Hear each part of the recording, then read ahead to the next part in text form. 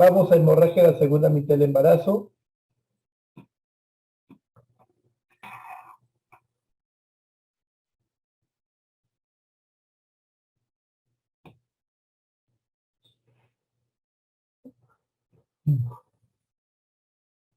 Por hemorragia segunda mitad del embarazo tenemos lo siguiente.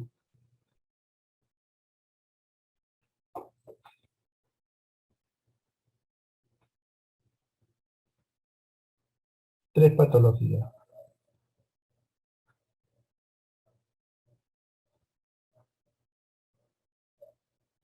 Placenta previa,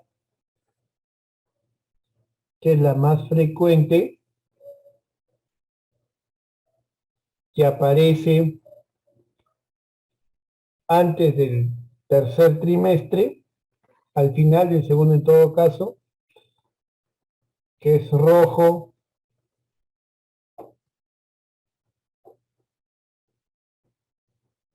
que es un sabor rojo vivo,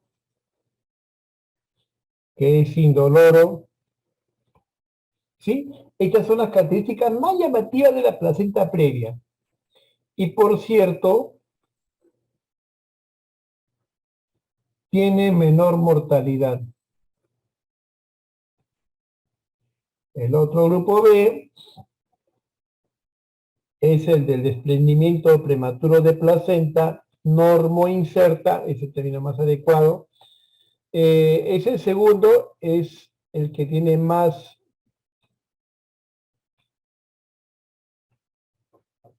mortalidad.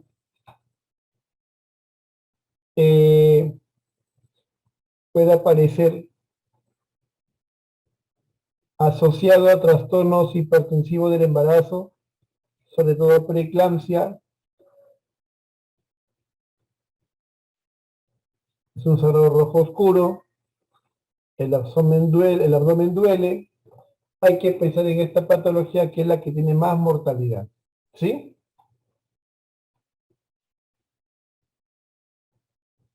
El otro es el de la ruptura uterina.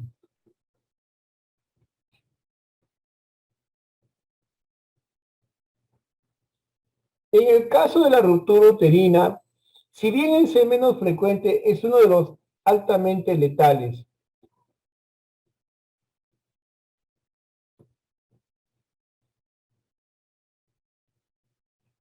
Es uno de los más letales, está asociado a este problema, pues, ¿no? A trabajo de parto, asociado a trabajo de parto.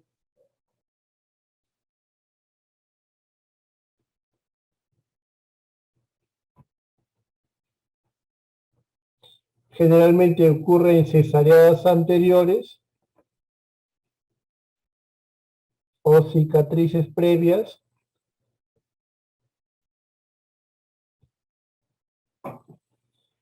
La ruptura uterina también puede verse iatrogenia con ocitóxicos.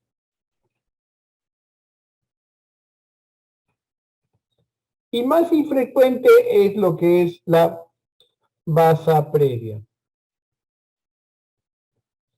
que es una inserción velamentosa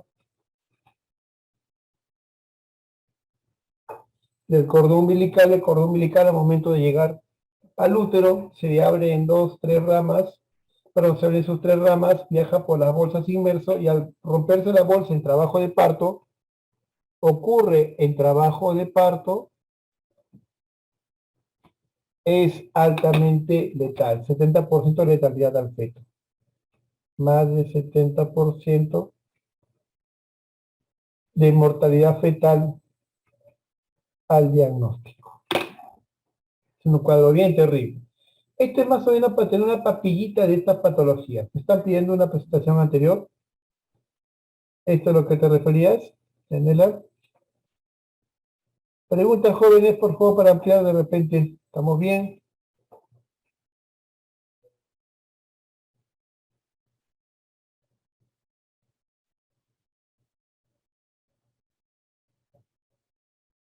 Muy bien.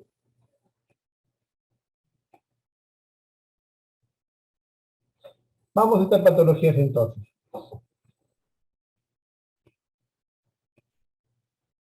Estamos muy bien con el audio. ¿Qué tal, Yanela, con el audio? ¿Estamos bien? Estoy con esa tensión de que el audio se vaya ahí. Estamos bien con el audio, ¿cierto? Qué bueno. Bien, esta es una clasificación clásica. Ya actualmente ya no se prefiere hablar de placentas parciales, marginales, no, sino completa y las que están en la vecindad del orificio. Ahí tenemos la completa que era 33 a 31%, esto es al final del embarazo. Completa, 23 a 31%, parcial cuando ocupaba en parte el orificio cervical interno, 21 a 33%, marginal cuando era menor a 2 centímetros al borde, e inserción baja cuando es más de 2 centímetros hasta 5, 8 centímetros de distancia. Entonces, esto lo vamos a poner acá.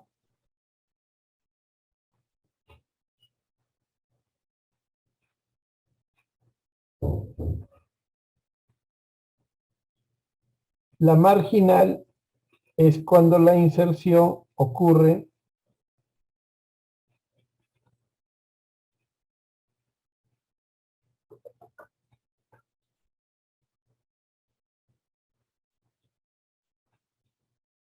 en el borde a menos de 2 centímetros de distancia del óseo. A menos de 2 centímetros de distancia del óseo.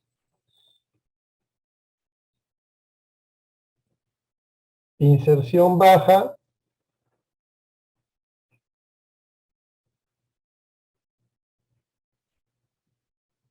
Y acá tenemos el orificio. Es cuando la inserción baja está por encima de los 2 centímetros, pero no más allá de 8 centímetros en longitud. Inserción baja. Muy bien.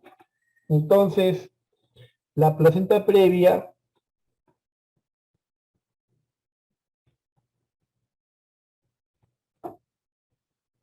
es el más frecuente actualmente. Se asocia más a cesáreas anteriores y cuando es cesárea se asocia a acretismo placentario. Es fuerte la asociación, mira toda la cadena que hay. Placenta previa es el más frecuente, se asocia a cesáreas anteriores, ¿sí? Acretismo placentario. También tiene que ver la paridad, la edad de la paciente, pero esas son las connotaciones más importantes que hay.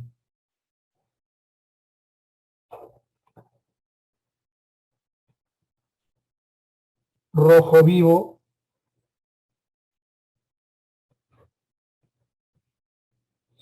Salado rojo vivo. ¿Bien? Luego tenemos esta variedad que es el desprendimiento prematuro de placenta. Normoinserta. Fuertemente asociada a trastornos hipertensivos del embarazo. ¿Sí? Fuertemente asociada a trastorno hipertensivo. ¿Qué más? Ocurre por un vaso residual, sangrante que diseca la placenta. Así tenemos el DPP externo que es el 75% de los casos, mientras que el oculto es el 25%. En el DPP externo, la sangre se exterioriza. En el DPP oculto, no lo hay. ¿Sí? Entonces, eso hay que tener en cuenta. Pues nos puede pasar. Otra cosa también importante es la clasificación de gravedad del DPP. Esta es una clasificación que hicieron los autores americanos. Es la clasificación de Page et al. Es una clasificación que categoriza el DPP en 3 categorías: leve, moderado o grave. Leve, moderado o grave. Esta clasificación de Page toma en cuenta parámetros clínicos como la hemorragia, el tono uterino, la presencia de shock, pérdida del bienestar fetal, si hay coagulopatía, si el útero se encuentra duro, contracturado, y con todo eso poder establecer cuál es el grado de desprendimiento que se está dando. El DPP es la primera causa de muerte materna, perdón, muerte materna, es la primera, estoy hablando acá, DPP no, estoy hablando. DPP mata, está mejor, mata por coagulopatía intravascular diseminada. La forma como el DPP lleva a la muerte de la paciente es porque lleva un fenómeno de coagulopatía intravascular diseminada. Además, podemos encontrar el signo de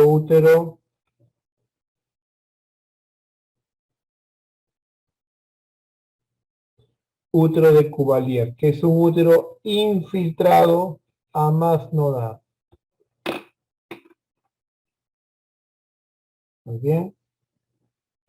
Me hace la pregunta, en una aceptación por exceso de misoprostol, ¿desde qué dosis sería una dosis que generaría?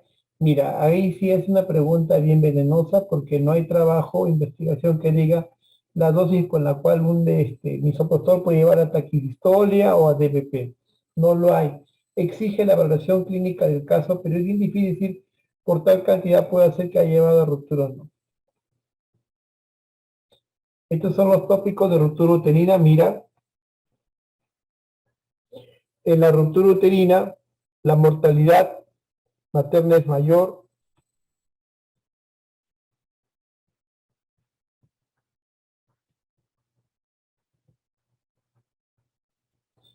La ruptura uterina generalmente ocurre en pacientes con cirugía uterina previa.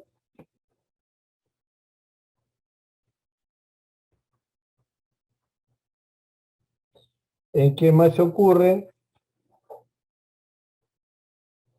¿En qué más puede ocurrir esta ruptura uterina? En pacientes a las que se le ha administrado misoprostol. Y si no es misoprostol, oxitocin.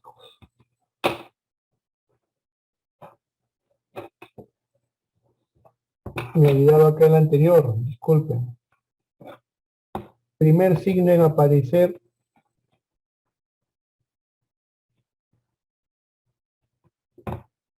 es el aumento del tono uterino. Es uno de los primeros signos que aparecen que te está diciendo que el DPP se está instaurando. Importante.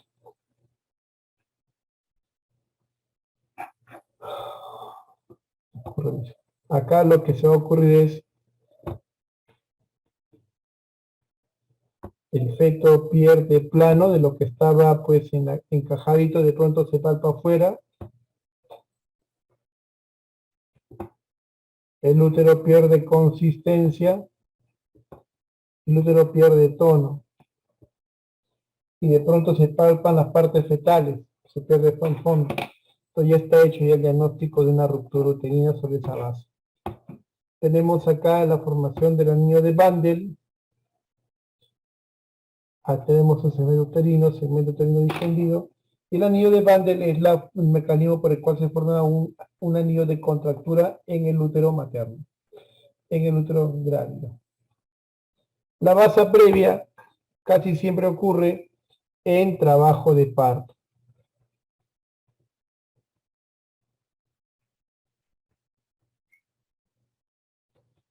Al romper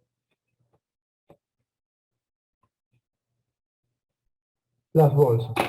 Entonces está el trabajo de parto y al romperse la bolsa que estaba pues más cercano a los vasos termina por lacerarse. Ahí tenemos esta grafiquita que ven, donde se ve cómo el cordón umbilical está insertado pues no de manera lejana a la placenta, se abre sus vasitos, mira, se ven sus vasos y obviamente que cuando dilata y se rompe las bolsas, aquí puede darse esta emergencia, 70% de mortalidad fetal.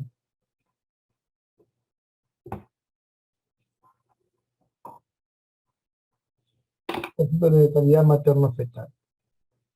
Bien, esta grafiquita es bueno tenerla en cuenta para que no te olvides en estas tres patologías que son las que más preguntan.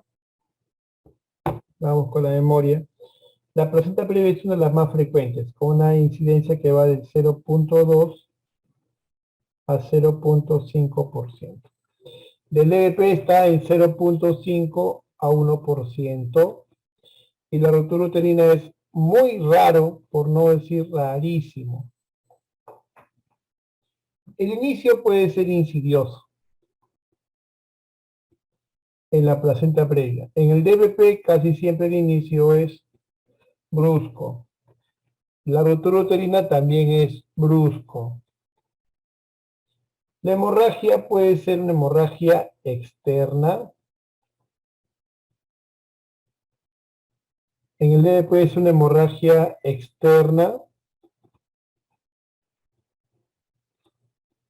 o interna. Mixta.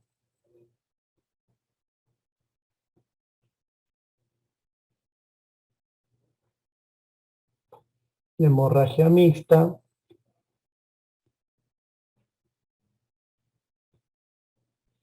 el tipo de hemorragia: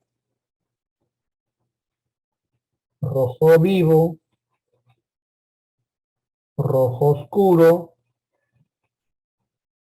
rojo. La hipertensión no está asociada en la placenta previa. DPP es frecuente encontrarlo. En la ruptura uterina no se encuentra la hipertensión. El shock en la placenta previa es ocasional.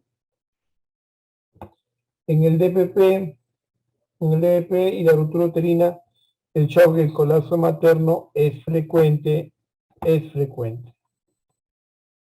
El dolor está presente en la placenta previa, no está presente, mas sí lo está en el DBP y la ruptura uterina. El útero se encuentra acá relajado, mientras que en el DBP es un útero hipertónico. Útero hipertónico. Además, en la ruptura uterina no se palpa. La palpación fetal es normal en la placenta previa, es difícil en el DPP,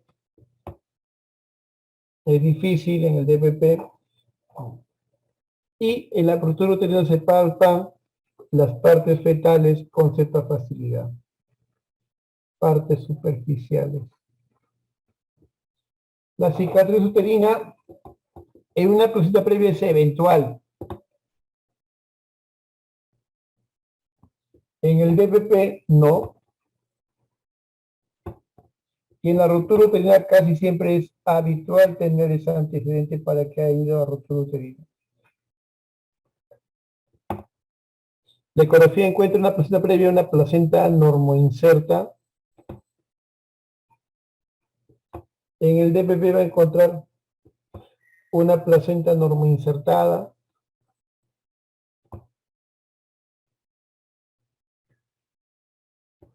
Y en la ruptura uterina es variable. La dinámica uterina no hay en la placenta previa. En el DBP sí está presente. Sí en la ruptura uterina, pero cesa bruscamente. Y el sufrimiento fetal en la placenta previa es casi siempre infrecuente, variable en el DPP y frecuente en la ruptura uterina. Wow. Bien, esto es para que te ubiques otra tablita que le hemos mejorado. Paciente que viene por una hemorragia en la segunda mitad del embarazo y tiene un sangrado vaginal, hay que valorar el sangrado por especuloscopía. ¿Hay dolor? Sí hay dolor. Sopesar los factores de riesgo, ¿no? Edad materna, multiparidad, cicatrices, uterina, de grado. y ver el componente de bienestar fetal, si hay taquicistol, hipertonía, compromiso fetal, si es todo eso, DPP. O puede ser que sea una paciente que tenga, puede ser que tenga factor de riesgo como cirugía uterina previa, malformación uterina, uso de iatrogénicos y tóxicos, antecedentes de metritis, se pierde la presentación fetal, está descompensada maternamente, descompromiso fetal, ruptura uterina. Ruptura uterina. Dinámica uterina, más que una dinámica en el DPP lo que vamos a ver es un aumento del tono, hay una hipertonía. No confundas tono con contracción de parto. Una cosa es que el útero se contraiga 30 a 50 milímetros y otra es que el útero en su basal se mantenga incrementado, se encuentre con el tono elevado. Factor de riesgo, en una paciente no hay factor de riesgo como edad materna, multiplicidad de cicatrices, se le pide que haga reconocimientos, se le pide que se haga un reconocimiento de ecografía transvaginal, que es el gold estándar, y si vemos la placenta previa, ya está hecho el diagnóstico.